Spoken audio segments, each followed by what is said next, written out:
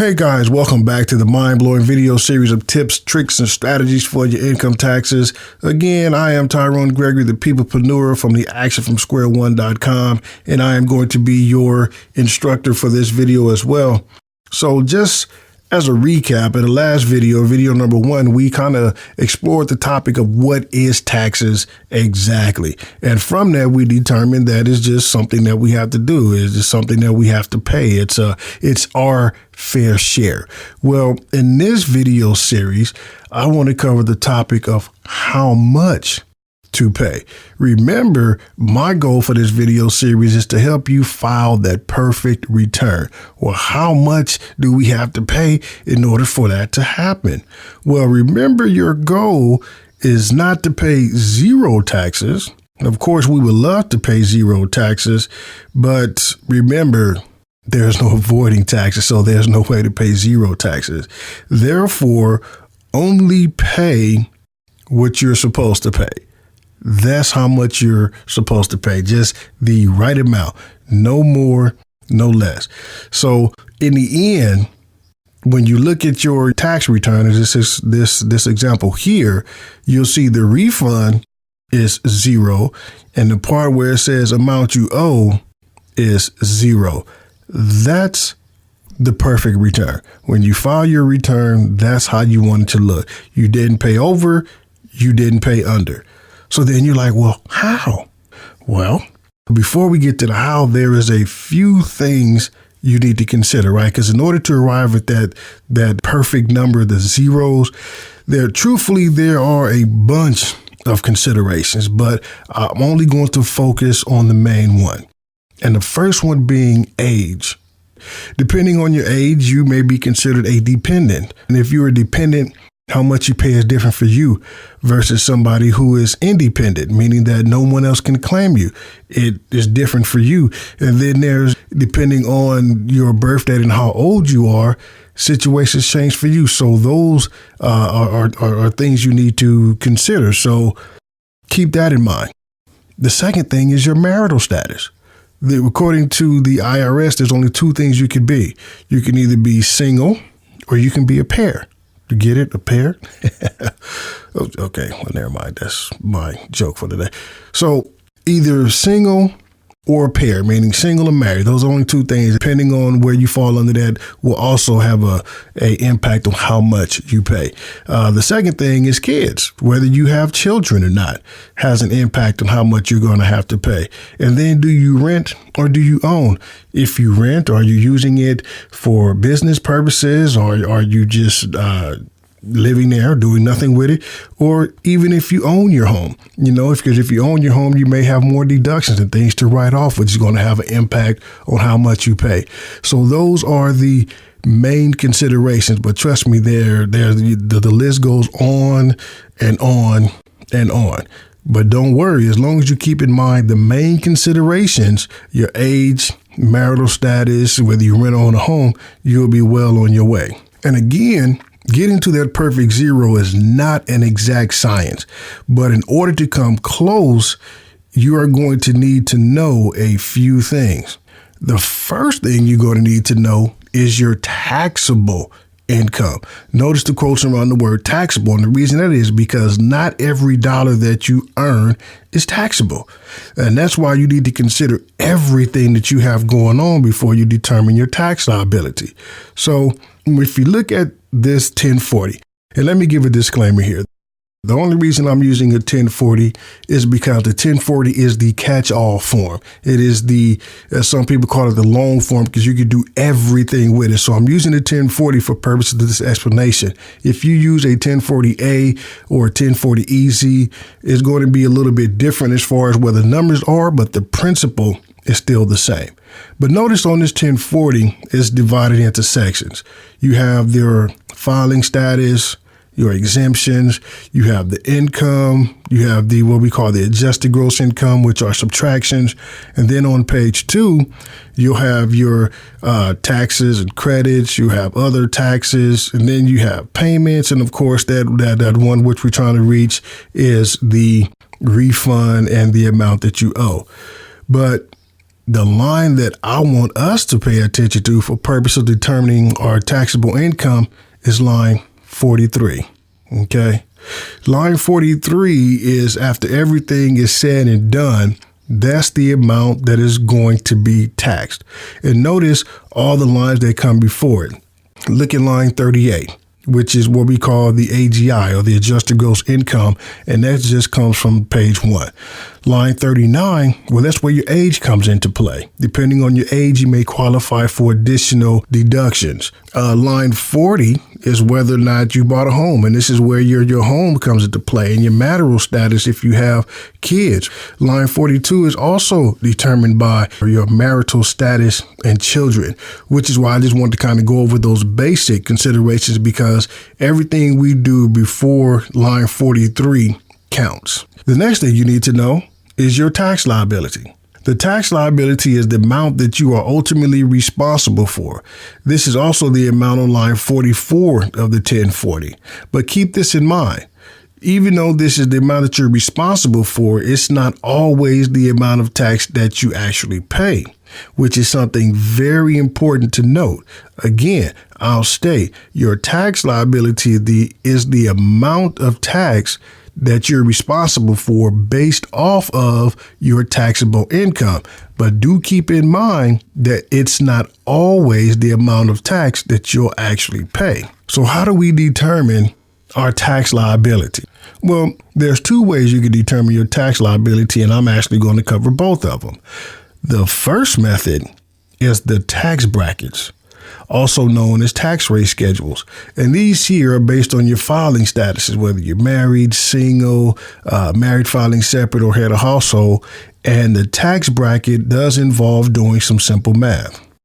There are 7 of them, and they are the 10%, the 15%, the 25%, the 28%, the 33%, the 35%, and the 39.6%. But knowing this is good, but it's not just as simple as saying, okay, I've determined my taxable income, and now I'm going to multiply that by the amount that I'm assuming is my tax bracket.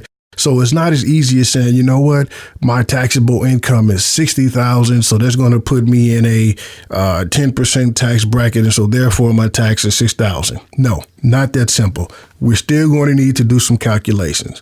And let me kind of give you an example of why it's not that simple and the calculations needed. Here, we note that all of this information starts with line 43. The yellow column states that if taxable income is between. That's why we need line 43. And it gives you a bunch of ranges. And then over here on the red, it says the taxes due. And this goes for a single, you'll notice the rates there, the taxable income. If you're married filing joint, you'll know the taxable income. Married filing separate.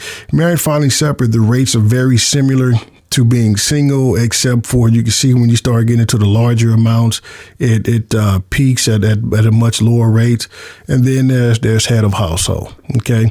And head of household lies somewhere between single and married filing joint. But let me give you an example of how to use these tax brackets. So let's look at someone who's single, and the $60,000 is their taxable income, right? So they've done everything. We figured it out, and we've got to line 43, and 60,000 was that amount. So according to what we see here, the tax due is $5,183.75 plus 25% of the amount over $37,650.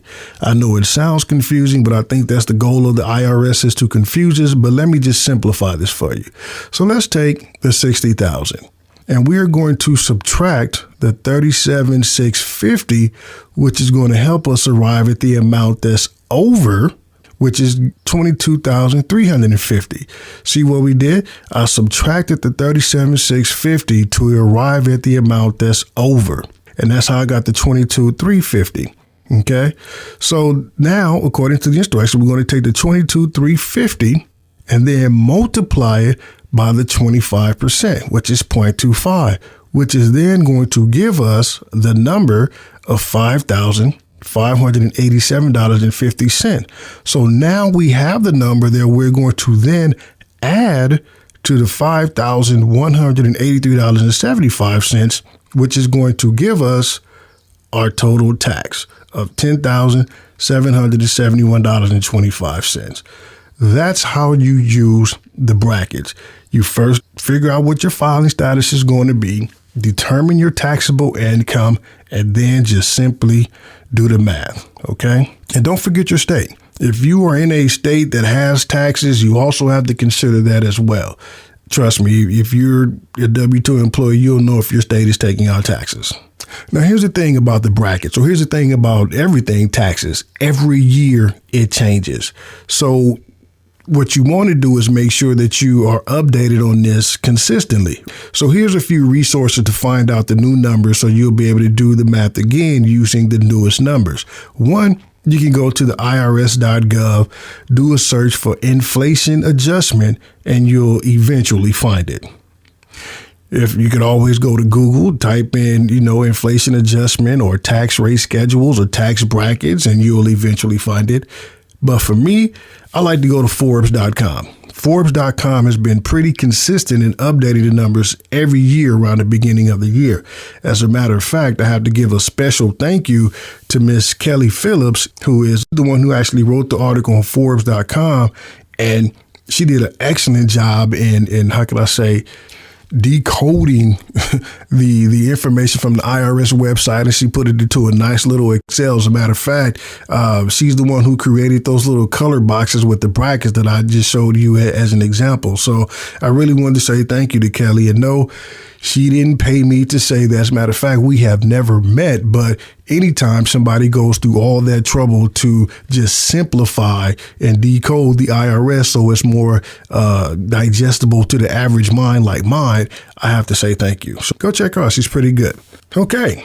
Method 2, the look it up method. Now, this is the easiest of the two. And the reason it is because there is no equation to figure out. Just look it up. Again, using the same example, I'm going to show you exactly how to look it up. First thing you want to do is go to irs.gov. Put in the search terms for tax rates and hit the search button. And you'll notice the first thing that's going to pop up on the screen is a list of things that cover the things that may have tax rates. And the first thing that shows up is the 2015 instructions for 1040. But notice in the parentheses, it says tax tables. And that's exactly what we want. So we want to click on that, the tax tables, and it's going to open up a PDF.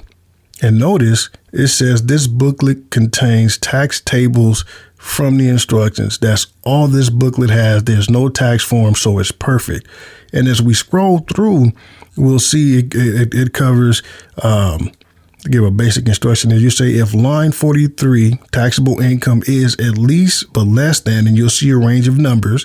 And then here we are with your filing statuses. It tells you what your tax is. And you'll see it goes from 0 all the way up to, let's see, what is this? It goes up to, I think, 100,000. No, not yes, 100,000. The last page goes up to 100,000. And notice the note at the bottom. It says if your taxable income, line 43, is 100,000 or over, you have to use the tax computation worksheet, which is at the bottom. So again, it's real easy. So let's look at the example for the person with $60,000 on line 43. Let me use that same one. So in the example for the brackets, $60,000 was the determined taxable income. And so we look at the $60,000, right?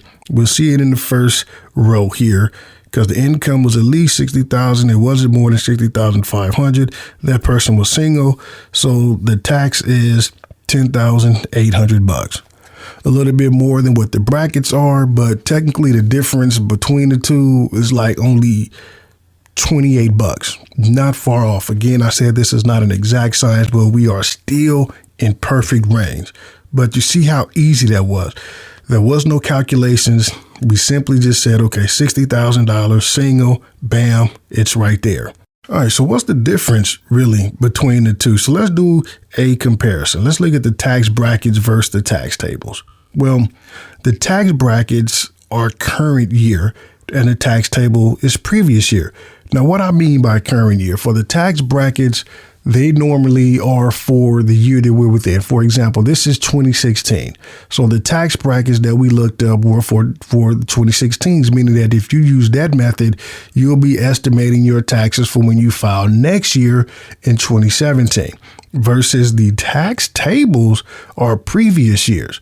The ones that we looked up that we just illustrated here looking at the irs.gov, those were the tax rates for the tax year 2015. But still, and as you can see, there really wasn't that much of a difference between the two. So it still puts you in a nice range of getting to understand what your tax liability is. So either method works just fine. The next difference is with the tax brackets, there is some math required versus the tax table. Remember, you just look it up. There really is no math required. The asterisk is there because if we determine that if line 43 is over 100,000, and yes, we're going to have to use the worksheets at the bottom of the page. But even still, all you do is just follow the equation that they have down there for you there. There's nothing to figure out. Very simple. The next thing we see that the tax brackets, there is no rounding, right? We ended up with some change at the end versus the tax table. There is no change. They round up. So depending on how accurate you want to be, you can choose either or.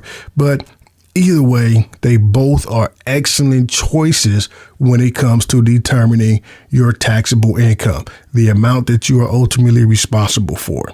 Okay. All right, folks. So how you feeling right now? You doing okay? I know that we just went through a lot and this is a lot to consume in a short period of time. I get it. I know right now you're probably looking like this guy right here, right? But that's okay because we have come to the conclusion of this video.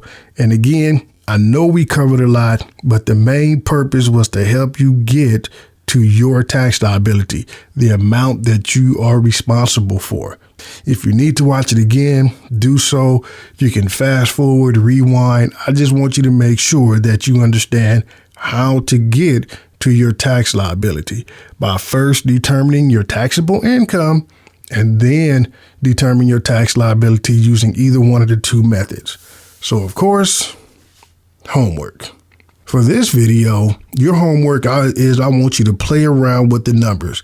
Try both methods, see which one you like the best. See how close you can come to the tax liability on the taxes that you just filed without using nothing more than looking at your taxable income and then doing the brackets or looking it up, seeing which one. If you can come close to what's on there, then hey, you are on the right track. You're doing good. But play around with the numbers, create your own scenarios, create your own case studies. I mean, it doesn't have to be accurate. It's just numbers. It's just examples. Just get used to finding out the tax liability. Okay. And again, if you have any questions, make sure you hit me up on social media, shoot me a tweet, leave me a comment, send something out on Facebook. I'll be more than happy to answer any questions that I can. And if not, then I will see you in the next video.